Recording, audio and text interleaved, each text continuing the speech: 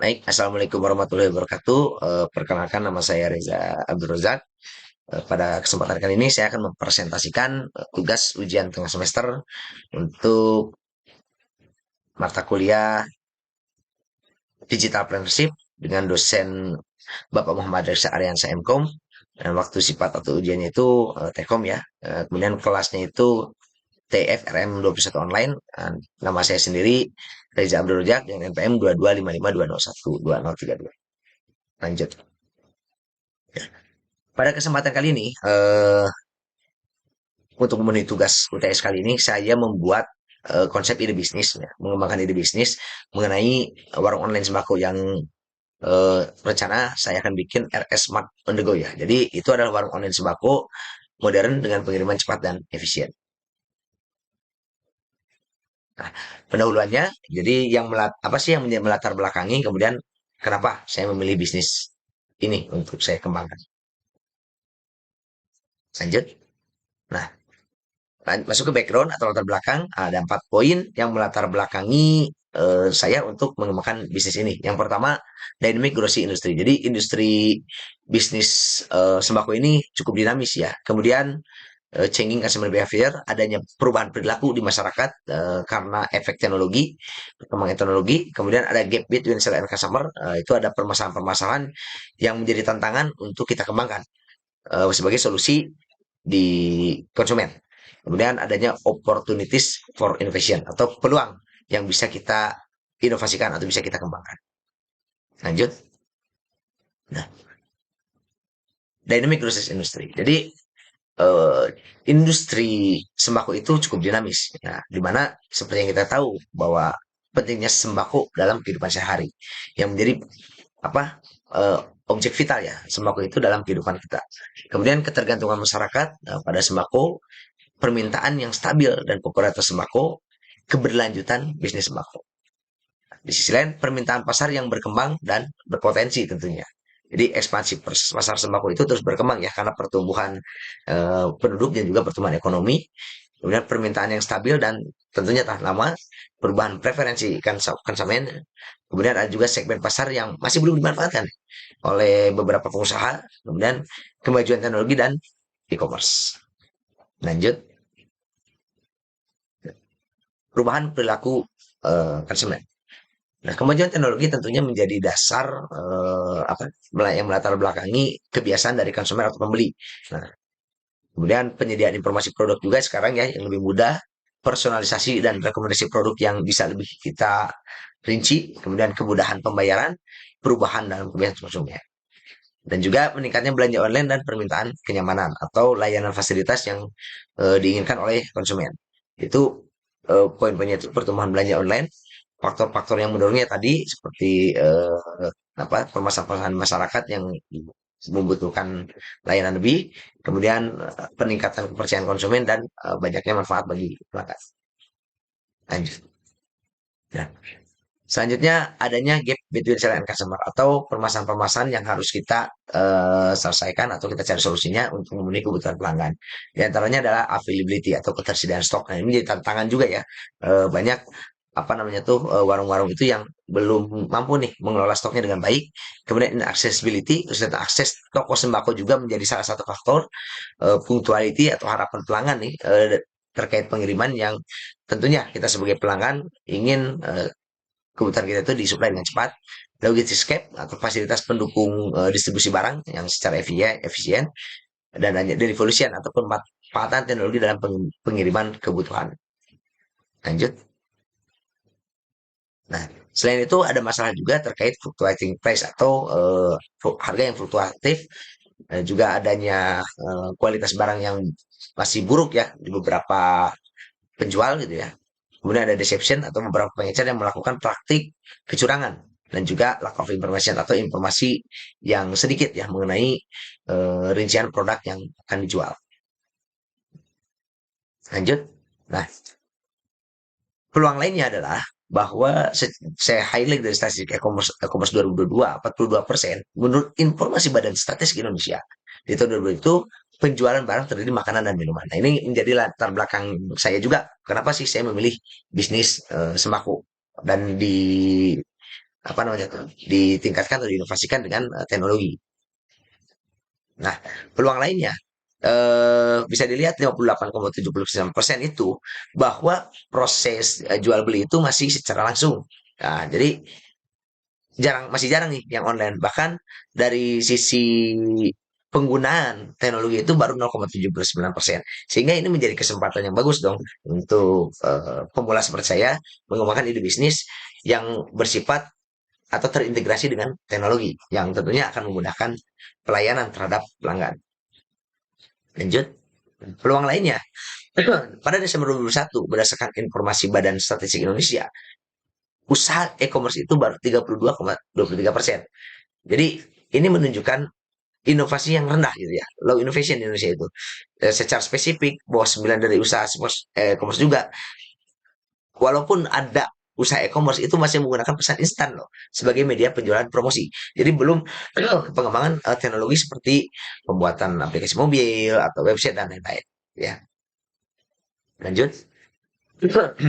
Nah, peluang lainnya bahwa di Indonesia juga ditunjukkan 68% itu sudah menggunakan smartphone dan 70% di Jawa Barat itu sudah jelas menggunakan smartphone sebagai media komunikasi, sehingga ini menjadi peluang kita untuk mengembangkan aplikasi yang berbasis mobile ataupun web untuk kita kembangkan untuk membantu pengembangan bisnis warung sembako secara online.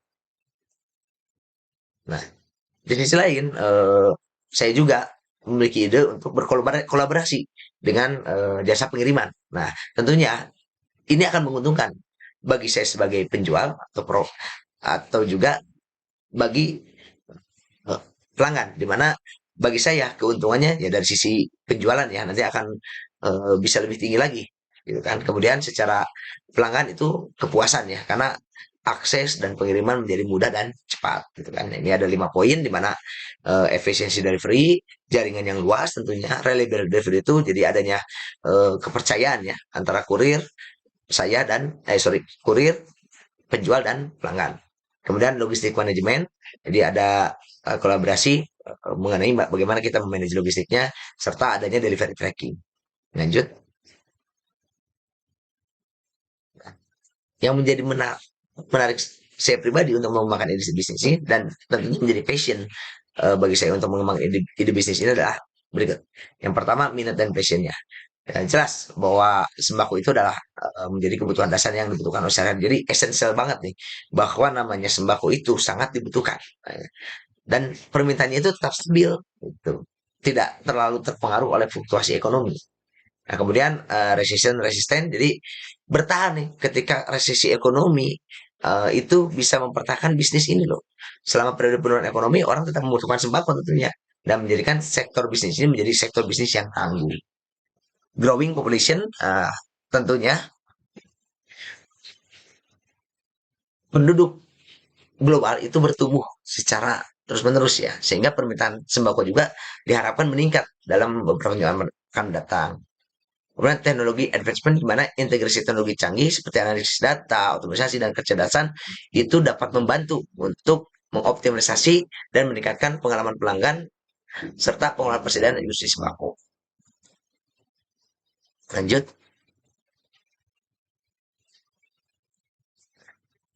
inspirasi dan pengalaman. Jadi yang memotivasi saya juga untuk mengembangkan ide bisnis itu pertama, saya berpengalaman sebagai partner auto dari Bu selama 3 tahun. Saya bertugas sebagai petugas QC. Nah, ini melatih saya untuk bagaimana meningkatkan kualitas produk ya, terhadap pelanggan. Kemudian saya juga di tahun 2017 itu menjabat sebagai procurement and BU monitoring ya masih di Auto 2000, itu sehingga menyebabkan saya memiliki pengetahuan dan pelajaran bekerja di Auto 2000 itu, ini menjadi hal yang mematapkan saya gitu untuk mengembangkan ide bisnis ini. Kemudian di tahun 2020 saya sebagai inventory analisis juga, ini bagaimana saya belajar mengenai inventory pergudangan yang menjadi disiplin ilmu dan menjadi standar untuk mengembangkan usaha apalagi di warung sembako gitu ya yang berkaitan dengan stok dan lain-lain. Di 2021 sampai sekarang saya berperan sebagai leader atau koordinator dalam suatu tim. Nah, ini tidaklah mudah, di mana ini menjadi tantangan sendiri dan menjadi pengalaman berharga untuk nantinya saya ke depannya bisa meningkatkan kemampuan dalam pengelola bisnis saya sendiri. Saya lanjut. Nah, gambaran umum ya mengenai bisnis yang atau produk yang ingin saya jelaskan di sini adalah yang pertama, convenient online grocery shopping experience. Jadi apa sih yang menjadi gambarannya itu ya, saya ingin mengembangkan suatu produk ya menjadi spesialisasi platform e-commerce ya dalam warung sembako online.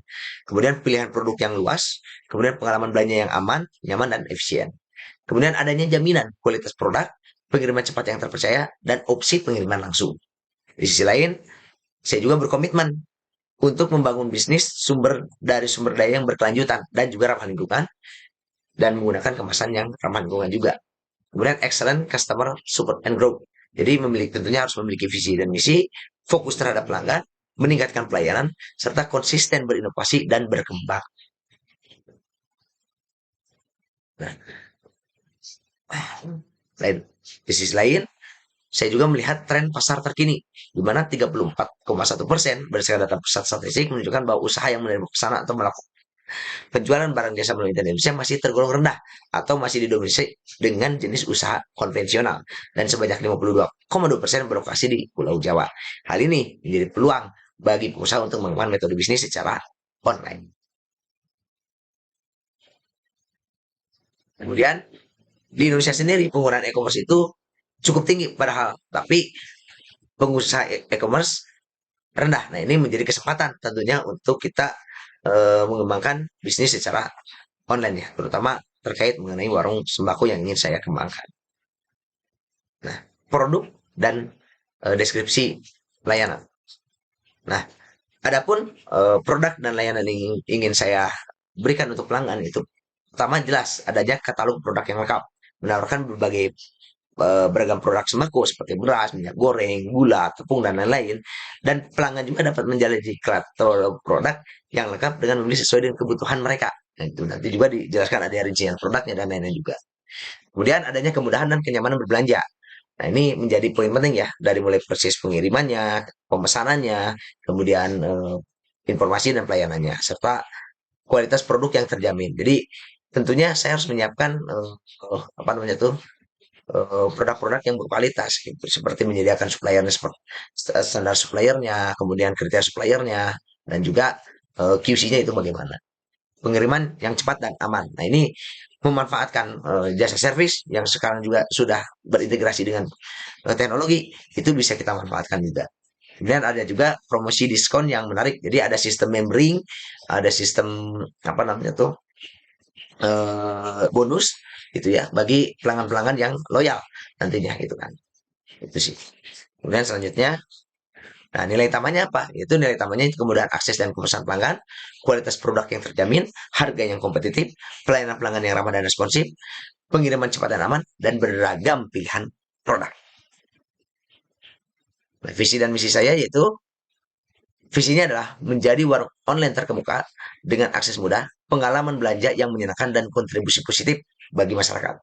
Misinya adalah menyediakan akses mudah, produk sembako yang berkualitas, pengalaman belanja yang memuaskan, dan kontribusi positif bagi masyarakat melalui inovasi, keamanan transaksi, edukasi, hubungan yang baik dengan pemasok, kemitraan dengan produsen, serta efisiensi pengiriman dan logistik. Lanjut. Nah, market potensialnya potensial market itu jelas dari data penduduk saya itu fokus terhadap wilayah saya sendiri yang untuk pengembangan pertama di mana saya tinggal di Kabupaten Bandung. Nah, pada tahun 2020 itu 3,99 juta jiwa eh, adalah masyarakat Bandung saat ini. Kemudian pertumbuhan ekonomi juga meningkat ya di mana PDB di Kabupaten Bandung itu sekitar 224 triliun pada tahun 2020. Nah, ini menjadi eh, potensial market yang saya dan segmen targetnya itu adalah fokus pelanggan targetnya masyarakat di Kabupaten Bandung memiliki kebutuhan akan sembako berpotensi menggunakan layanan online. Nah, secara gambaran demografis itu rentang usianya 18 sampai 50 tahun, tidak terbatas pada jenis kelamin, beragam tingkat pendidikan dan beragam pendapatan. Kemudian aktif secara online dan potensi bertumbuh. Terima kasih. Demikian pendefinisian pengembangan ide bisnis yang ingin saya buat. Mohon maaf apabila ada salah kata dan kekurangan dari materi presentasi yang saya sampaikan. Atas perhatian Bapak Reksa, saya ucapkan terima kasih. Wassalamualaikum warahmatullahi wabarakatuh.